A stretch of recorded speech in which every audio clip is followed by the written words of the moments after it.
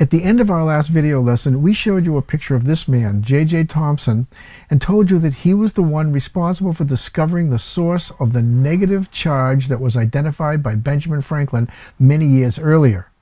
Thomson did his work around 1900 using this tube shown here called the cathode ray tube. We found it very beneficial to explain the history of the invention of this tube to better understand how Thomson did his work. To begin our story, we're going to start with a man named Luigi Galvani. He was an Italian who did his experiments in the late 1700s, about the same time that Lavoisier did. Galvani was experimenting with frog muscles to try to determine what was causing the muscle to contract. And one day in the lab, he accidentally got it to twitch when the brass hook that was hanging the muscle touched a metal iron scalpel while the scalpel was touching the muscle. It caused the muscle to twitch. And he thought somehow the electricity was flowing through the metal, but the electricity was coming from the frog's leg itself. But a friend of his named Alessandro Volta seemed to have a different idea. He thought it was the metals themselves that were touching, causing the electricity that went through the muscle leg. Volta conducted an experiment in which he replaced muscle with tissue paper that was soaked in salt water.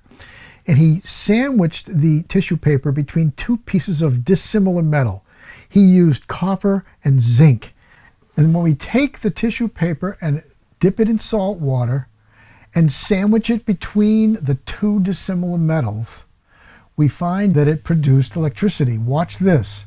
Placing the zinc on top of the tissue paper, which is on top of the copper, and taking the electrodes from the meter, we discover that almost 3/4 of a volt is produced.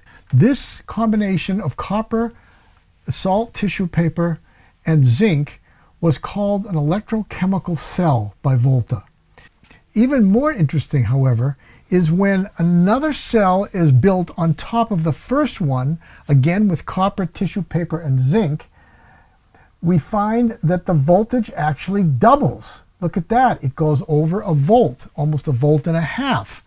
So that means that by adding layers of these electrochemical cells, we can create increasing amounts of voltage. And that's exactly what they did in the early 1800s with batteries that look something like this, consisting of layers of electrochemical cells placed on top of one another.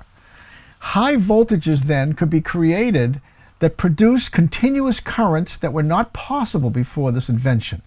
And this man, Humphrey Davy, the same guy who discovered sodium back in the early 1800s, actually built a battery with enough cells to produce over 2,000 volts. And he used these strong batteries to conduct many experiments, some of which discovered other elements, but this one in particular is one in which he placed two carbon rods very near each other and connected one to the positive and the other to the negative pole of the battery. And that produced an amazing spark in the space between the carbon rods, as shown here. The light from the carbon arc was so intense that it was actually able to be used as artificial light. In fact, some European cities used the carbon arc lamps as streetlights up until the 1960s. But creating sparks with carbon rods was just the beginning. Throughout the entire 19th century, scientists experimented with ever-increasing voltages and discovered that they can create longer and longer sparks in longer tubes. And they didn't have to use carbon as electrodes. They used different types of metals. The tube shown here, invented in the mid-1800s, was special because it had almost all of the air sucked out of it with a vacuum pump. And the man who invented it, Heinrich Geissler, discovered by pumping out most of the air and putting a very high voltage across the electrodes on either end of the tube, that the remaining air started to glow. He also discovered that by replacing the air with a pure gas such as neon or argon, that different colored lights could be created. This really was the first neon bulb ever invented, and it's the precursor to neon signs that we see in commercial use today. Now keep in mind that Geissler could only get the gases in these tubes to glow when they were under very low pressure. In other words, he used a vacuum pump to suck all of the air or most of the air out. And when he added new gases, he only added a small amount so that the pressure inside the tube was very low. And it was taken a step further by this man, a man named William Crookes, who with better pumps was able to produce even lower pressures. And in doing so, he discovered that the glow started to disappear. And the more he pumped the gas out, the darker the tube became, starting from the cathode, the negative electrode, and working its way to the positive electrode until there was no more glow at all. But he did notice something very interesting. He noticed that even though there was no gas glowing in the tube, the very end of the tube glowed, which indicated to him that something was striking the end of the glass tube opposite from the cathode. It became apparent to Crookes that some sort of a beam was being emitted from the cathode, the negative electrode at the far end of the tube seen here, and was being attracted to the anode, the positive electrode. And the beam was picking up so much speed that it went right past the positive electrode and struck the glass wall, making it glow. In this picture, we see that a cross was attached to the positive electrode, and the beams actually cast a shadow at the end of the glass tube. The sharp edges of the shadow indicate that the beam is traveling in a straight line. Throughout the latter part of the 19th century, several major refinements were made to the Crookes tube. Shown here, the anode was moved closer to the cathode, and it included a hole which allowed the cathode rays to pass right through it, striking the glass on the right-hand side. Now, because the end of the tube was coated with a fluorescent substance, a very intense small bright spot appeared right where the cathode rays struck the end of the tube. It was very small because it was focused by the hole in the anode.